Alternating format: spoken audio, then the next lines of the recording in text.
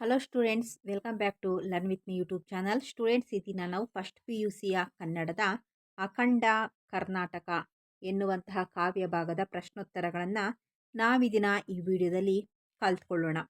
Okay, ಅಖಂಡ ಕರ್ನಾಟಕ ಈ ಕಾವ್ಯ ಭಾಗವನ್ನು ರಚನೆ ಮಾಡಿದಂಥವರು ಕುವೆಂಪು ಅವರು. ಫಸ್ಟ್ ಮೈನ್ ಸಂದರ್ಭ ಸೂಚಿಸಿ ಸ್ವಾರಸ್ಯವನ್ನು ವಿವರಿಸಿ. ಹಲ್ತೋ ನಮ್ಮ ಕೂಗಾಟದ ರಾಜಕೀಯ ನಾಟಕ. ಉತ್ತರ: ಶ್ರೀ ಕುವೆಂಪು ಅವರು ರಚಿಸಿರುವ ಅಖಂಡ ಕರ್ನಾಟಕ ಎಂಬ ಕವಿತೆಯಿಂದ ಈ ಮೇಲಿನ ವಾಕ್ಯವನ್ನು ಆಯ್ದುಕೊಳ್ಳಲಾಗಿದೆ. ಅಖಂಡ ಕರ್ನಾಟಕದ ಕಲ್ಪನೆಯನ್ನು ವಿವರಿಸುತ್ತಾ ಕವಿಯು ತಾವು ಹೇಳುತ್ತಿರುವ ಕರ್ನಾಟಕವು ಇಂದಿನ ರಾಜಕೀಯದಂಥದ್ದಲ್ಲವೆಂಬುದನ್ನು ವಿವರಿಸುವ ಸಂದರ್ಭದಲ್ಲಿ ಈ ಮೇಲಿನ ವಾಕ್ಯವನ್ನು ಹೇಳಿದ್ದಾರೆ. ಸರಸ್ವತಿಯ ಅಖಂಡ ಕರ್ನಾಟಕದ ಕಲ್ಪನೆಯನ್ನು ಚಿತ್ರಿಸುತ್ತಾ ಕವಿ ಕುವೆಂಪು, ಅದು ಇಂದು ನಾವು ಪರಸ್ಪರ ಕೆಸರೆರಚಾಟದಲ್ಲಿ ಕೂಗಾಡುತ್ತಾ ನಡೆಸುವ ರಾಜಕೀಯ ನಾಟಕದಂಥದ್ದಲ್ಲವೆಂದಿದ್ದಾರೆ.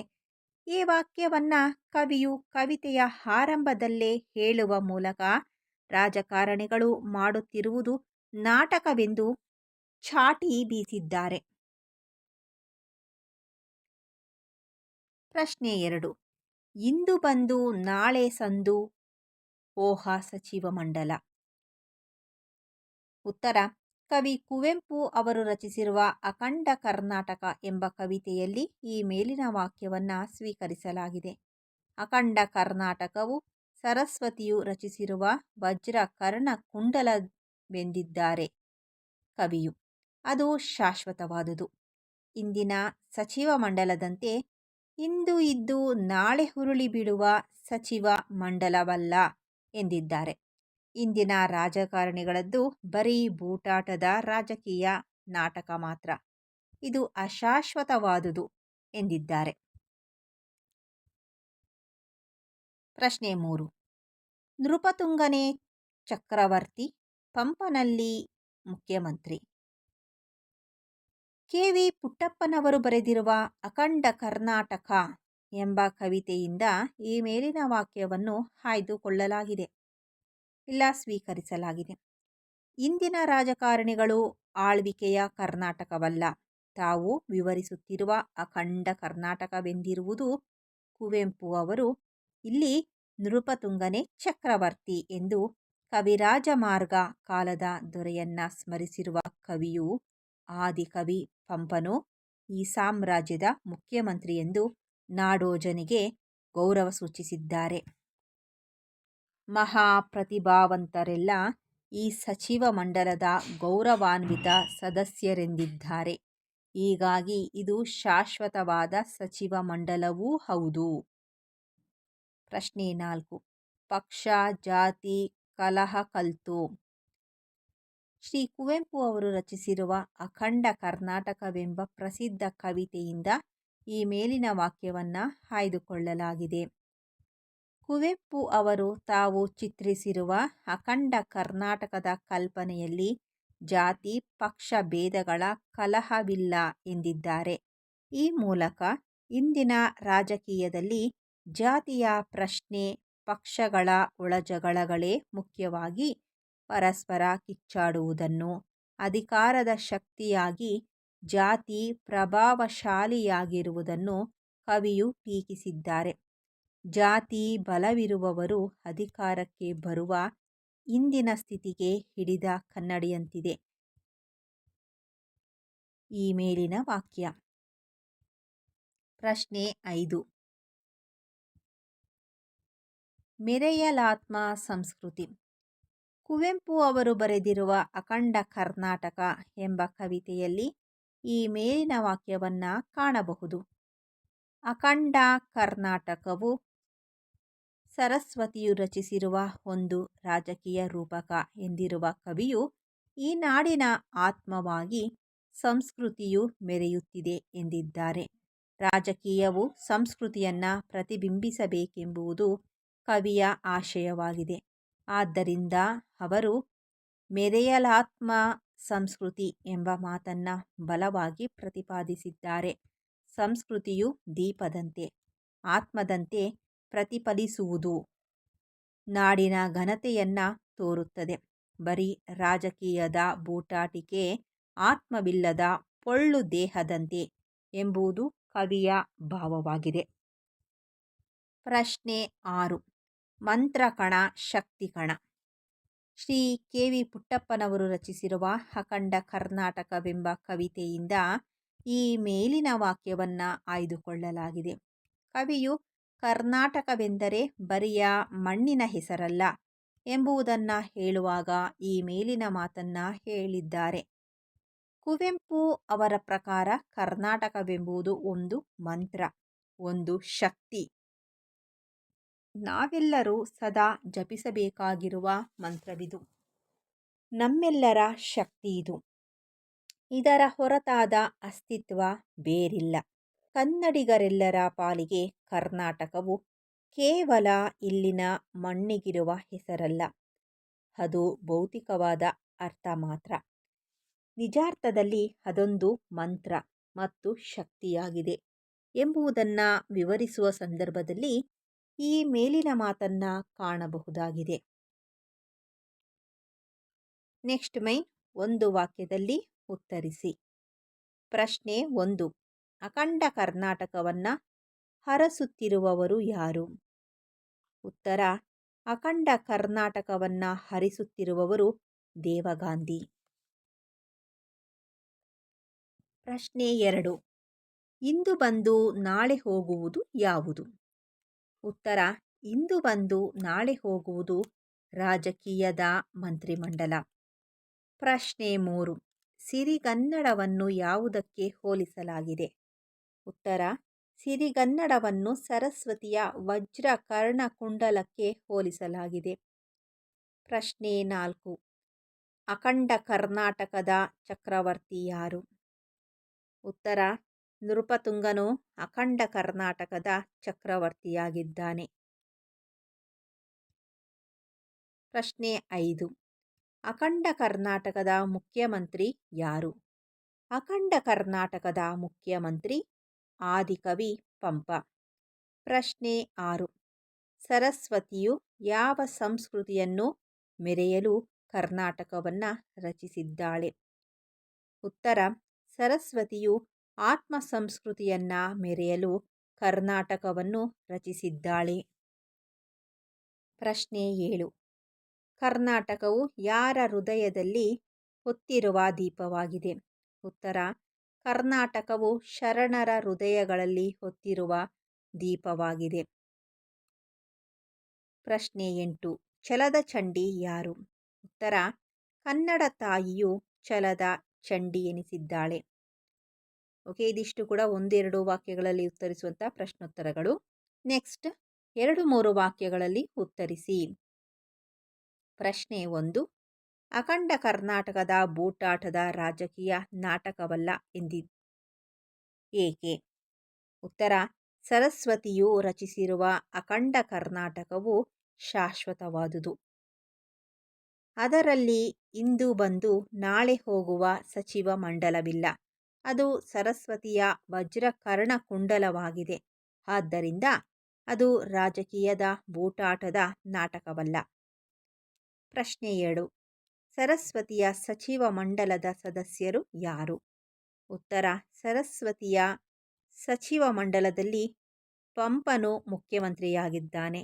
ರನ್ನ, ಜನ್ನ, ನಾಗವರ್ಮ, ರಾಘವಾಂಕ, ಹರಿಹರ, ಬಸವೇಶ್ವರ, ನಾರಾಯಣಪ್ಪ, ಸರ್ವಜ್ಞ, ಷಡಕ್ಷರರೆಂಬ ಮಹಾಕವಿಗಳು ಸಚಿವ ಮಂಡಲದ ಉಳಿದ ಸದಸ್ಯರಾಗಿದ್ದಾರೆ. ಪ್ರಶ್ನೆ 3. ಪರಮಾತ್ಮನ ಚರಣದೀಪ್ತಿ ಎಲ್ಲಿ ಮತ್ತು ಹೇಗೆ ಉರಿಯಬೇಕೆಂದು ಕವಿ ಹೇಳಿದ್ದಾರೆ? ಉತ್ತರ: ಪರಮಾತ್ಮನ ಚರಣದೀಪ್ತಿಯು ಶರಣರ ಹೃದಯದಲ್ಲಿ ಹೊತ್ತಿ ಉಸಿರುಸಿರಿನ ಹಣತೆಯೆಂಬ ಬತ್ತಿಯು ತಣ್ಣಗೆ ಉರಿಯಬೇಕೆಂದು ಕವಿ ಹೇಳಿದ್ದಾರೆ. ಪ್ರಶ್ನೆ 4. ಮಳ್ಳೆಗಣ್ಣನಿಗೆ ಕವಿ ಕೇಳುವ ಪ್ರಶ್ನೆಗಳು ಯಾವುವು? ಉತ್ತರ: ಅಖಂಡ ಕರ್ನಾಟಕವೆಂಬುದು ಪರಮಾತ್ಮನ ಚರಣದೀಪ್ತಿಯಾಗಿರುವುದನ್ನು ಕಂಡ ಕವಿಯು ಕಣ್ಣ ಕಾಣದೆ ಹುಟ್ಟು ಕುರುಡನೋ, ಬುದ್ಧಿಯು ಬರಡೋ, ಹುರುಪೋ, ನಿನ್ನದು ಮೆಲ್ಲಗಣ್ಣಾದ್ದರಿಂದ ನನಗೆ ಕಾಣುತ್ತಿರುವುದು ನಿನಗೆ ಕಾಣುತ್ತಿಲ್ಲ, ಇದು ನಿನ್ನ ತಪ್ಪೇನೋ ಎಂದು ಕವಿಯು ಪ್ರಶ್ನಿಸಿದ್ದಾರೆ. ನೆಕ್ಸ್ಟ್ ಮೈನ್ 5-6 ವಾಕ್ಯಗಳಲ್ಲಿ ಉತ್ತರಿಸಿ. ಪ್ರಶ್ನೆ 1. ಕವಿಯು ಅವರ ಕೂಗಾಟದ ರಾಜಕೀಯ ನಾಟಕ ಎಂದು ಹೇಳಿರುವ ಹಿನ್ನೆಲೆ ಏನು? ಉತ್ತರ: ಕುವೆಂಪು ಅವರು ಇಂದಿನ ರಾಜಕಾರಣವನ್ನ ಕೂಗಾಟದ ರಾಜಕೀಯ ನಾಟಕ ಎಂದಿದ್ದಾರೆ. ಇದಕ್ಕೆ ಕಾರಣವೇನೆಂದರೆ, ಇಂದಿನ ರಾಜಕಾರಣಿಗಳು, ಅವರ ಪಕ್ಷ, ಸಚಿವ ಸಂಪುಟ ಎಲ್ಲವೂ ಅಶಾಶ್ವತವಾದುದು, ಇಂದು ಬಂದು ನಾಳೆ ಹೋಗುವಂಥದ್ದು. ಪಕ್ಷಗಳು ನಾಡಿನ ಅಭಿವೃದ್ಧಿಯನ್ನ ಮರೆತು ಪರಸ್ಪರ ಕಚ್ಚಾಟದಲ್ಲಿ ತೊಡಗಿರುತ್ತವೆ. ಅಧಿಕಾರದಲ್ಲಿ ಉಳಿಯಲು ಮತೀಯ ಭಾವನೆಗಳನ್ನು, ಜಾತಿ ಕುಲಗಳನ್ನು ಇಂದಿನ ರಾಜಕಾರಣಿಗಳು ಅಸ್ತ್ರವಾಗಿ ಬಳಸಿಕೊಳ್ಳುತ್ತಾರೆ. ಸ್ವಜನ ಪಕ್ಷಪಾತ ಮಾಡುತ್ತಾರೆ. ಅಹಂಕಾರ, ಹಮ್ಮು, ಬಿಮ್ಮುಗಳನ್ನು ಪ್ರದರ್ಶಿಸುತ್ತಾರೆ. ಅಲ್ಲದೆ ಕೀರ್ತಿ, ಶನಿಯ ಬೆನ್ನು ಹತ್ತಿರುವ ಬಣ್ಣದ ಚಿಟ್ಟೆಗಳಿವರು. ಅನ್ನದ ಋಣ ತೀರಿಸಬೇಕೆಂಬ ನಿಷ್ಠೆಯಿಲ್ಲದವರು, ಸ್ವಾರ್ಥಿಗಳು. ಹೀಗಾಗಿ ಇಂದಿನ ರಾಜಕಾರಣಿಗಳದ್ದು ಕೂಗಾಟದ ರಾಜಕೀಯ ನಾಟಕವೆಂದು ಕವಿ ಕುವೆಂಪು ಟೀಕಿಸಿದ್ದಾರೆ. ಪ್ರಶ್ನೆ 2. ಸರಸ್ವತಿಯ ಸಚಿವ ಮಂಡಲವನ್ನ ಕುರಿತು ಬರೆಯಿರಿ. ಉತ್ತರ: ಕುವೆಂಪು ಅವರು ಅಖಂಡ ಕರ್ನಾಟಕವನ್ನು ಸರಸ್ವತಿಯೇ ರಚಿಸಿರುವ ನಿತ್ಯ ಸಚಿವ ಮಂಡಲವೆಂದಿದ್ದಾರೆ. ಅದು ಇಂದು ಬಂದು ನಾಳೆ ಹೋಗುವಂಥದ್ದಲ್ಲ. ನೃಪತುಂಗನು ಈ ಸಚಿವ ಮಂಡಲದ ಚಿರಚಕ್ರವರ್ತಿ ಎನಿಸಿದ್ದರೆ, ಪಂಪನು ಇಲ್ಲಿ ಮುಖ್ಯಮಂತ್ರಿ ಎನಿಸಿರುವನು. ಮಹಾಕವಿಗಳಾದ ರನ್ನ, ಜನ್ನ, ನಾಗವರ್ಮ, ಹರಿಹರ, ರಾಘವಾಂಕ, ಬಸವೇಶ್ವರ, ನಾರಾಯಣಪ್ಪ, ಸರ್ವಜ್ಞ, ಷಡಕ್ಷರಿಯಂಥವರು ಈ ಸಚಿವ ಮಂಡಲದ ನಿತ್ಯ ಸಚಿವರಾಗಿದ್ದಾರೆ. ಇದನ್ನು ಸ್ವತಃ ಸರಸ್ವತಿಯೇ ತನ್ನ ಕಾಂತಿಯ ಕುಂಡಲವೆಂಬಂತೆ ಧರಿಸಿದ್ದಾಳೆ ಎಂದು ಕವಿ ಹೇಳಿದ್ದಾರೆ. ಈ ಸಚಿವ ಮಂಡಲವು ಇಂದಿನ ರಾಜಕಾರಣದಂತೆ 4 ದಿನದ ರಾಜಕೀಯ ನಾಟಕದಂಥದ್ದಲ್ಲ ಎಂದಿದ್ದಾರೆ. Next question. ಅಖಂಡ ಕರ್ನಾಟಕವು ಬರೀ ರಾಜಕೀಯ ನಾಟಕವಲ್ಲ, ಏಕೆ? ಉತ್ತರ: ಅಖಂಡ ಕರ್ನಾಟಕವು ಬರೀ ರಾಜಕೀಯ ನಾಟಕವಲ್ಲ, ಅದು ಸರಸ್ವತಿಯು ರಚಿಸಿರುವ ರಾಜಕೀಯ ರೂಪಕ. ಅದರೊಳಗೆ ಆತ್ಮ ಸಂಸ್ಕೃತಿಯು ಮೆರೆಯುತ್ತಿರಬೇಕು. ಅದರಲ್ಲಿ ಜೀವನ ದಿದಿತಿ ಬೆಳಗಬೇಕು. ಪರಮಾತ್ಮನ ಚರಣದೀಪ್ತಿ ಶರಣರ ಹೃದಯಗಳಲ್ಲಿ ಹೊತ್ತಿರುತ್ತದೆ. ಉಸಿರುಸಿರಿನ ಬತ್ತಿಯ ಹಣತೆಯು ತಣ್ಣಗೆ ಉರಿಯುತ್ತದೆ. ರಸಸ್ಫೂರ್ತಿಯು ಭಗವಂತನ ಕಣ್ಣಾಗಬೇಕು. ಇಲ್ಲಿ ಸಿರಿಗನ್ನಡವು ಸರಸ್ವತಿಯ ವಜ್ರಕರ್ಣ ಕುಂಡಲವೆನಿಸಿದೆ. ಅದೊಂದು ಅವಂಧ್ಯ ಕವಿಯ ಕಲ್ಪನೆಯಾಗಿದೆ. ಕರ್ನಾಟಕವು ಅಲ್ಲಿ ಮಂತ್ರ, ಶಕ್ತಿ, ತಾಯಿ, ದೇವಿ, ಸಿಡಿಲು, ಬೆಂಕಿ ಎಲ್ಲವೂ ಆಗಿದೆ. ಆದ್ದರಿಂದ ಈ ಶಾಶ್ವತತೆಯು ಅಶಾಶ್ವತವಾದ ರಾಜಕೀಯ ನಾಟಕವಲ್ಲ ಎಂದಿದ್ದಾರೆ ಕವಿ ಕುವೆಂಪು ಅವರು. 4. ರಾಜಕೀಯ ಶಕ್ತಿಯೇ ಮೇಳೈಸುತ್ತಿರುವ ಇಂದಿನ ಸಂದರ್ಭದಲ್ಲಿ ನಾಡನ್ನು ಒಂದು ಸಾಂಸ್ಕೃತಿಕ ಅಸ್ತಿತ್ವವಾಗಿ ಕಲ್ಪಿಸಲು ಈ ಕವನ ಹೇಗೆ ಪೂರಕವಾಗಿದೆ? ಉತ್ತರ: ಕವಿ ಕುವೆಂಪು ಅವರು ರಚಿಸಿರುವ ಅಖಂಡ ಕರ್ನಾಟಕವೆಂಬ ಕವಿತೆಯು ಇಂದಿನ ಸಂದರ್ಭದಲ್ಲಿ ಮಾತ್ರವಲ್ಲ, ಸಾರ್ವಕಾಲಿಕವಾಗಿ ಈ ನಾಡನ್ನ ಆಳುವವರಿಗೆ ಸಾಂಸ್ಕೃತಿಕ ಧರ್ಮವನ್ನು ಬೋಧಿಸುವಂತಹದ್ದು. ಇಂದಿನ ದಿನಗಳಲ್ಲಿ ರಾಜಕೀಯ ಪಕ್ಷವೇ ನಾಡನ್ನು ಆಳುವ, ಪ್ರತಿನಿಧಿಸುವ ಬಲವಾಗಿದೆ. ಆಳುವವರಿಗೆ ನಮ್ಮ ಸಾಹಿತ್ಯ, ಸಂಸ್ಕೃತಿ, ಪರಂಪರೆಗಳ ಅರಿವಿಲ್ಲದಿದ್ದರೆ ಈ ನಾಡನ್ನು ಅಖಂಡವಾಗಿ ಕಟ್ಟಲಾಗದು. ಮೌಲ್ಯಗಳೇ ಕಣ್ಮರೆಯಾಗಿ ಜಾತಿ ಲೆಕ್ಕಾಚಾರ, ಸ್ವಜನ ಪಕ್ಷಪಾತ, ಅಧಿಕಾರದಾಹ, ಕೀರ್ತಿಯ ವಾಂಛಲ್ಯಗಳೇ ಬುನಾದಿಯಾಗಿರುವವರ ಇಂದಿನ ಸಂದರ್ಭದಲ್ಲಿ ಕುವೆಂಪು ಅವರು ಹೇಳಿರುವ ಸಂಸ್ಕೃತಿಯ ಆತ್ಮವನ್ನ ಕಾಣುವ ಒಳಗಣ್ಣು ಆಳುವವರಿಗೆ ಇರಬೇಕಾಗುತ್ತದೆ. ಎಲ್ಲ ದೃಷ್ಟಿಯಿಂದಲೂ ಕುವೆಂಪು ಅವರ ಕಿವಿಮಾತು ಪೂರಕವೇ. ಇಲ್ಲದಿದ್ದರೆ ಕವಿಯೇ ಹೇಳಿರುವಂತೆ ಕೂಗಾಟದ ಬೂಟಾಟಿಕೆಯ ನಾಟಕವೆನಿಸುತ್ತದೆ. ಪ್ರಶ್ನೆ 5.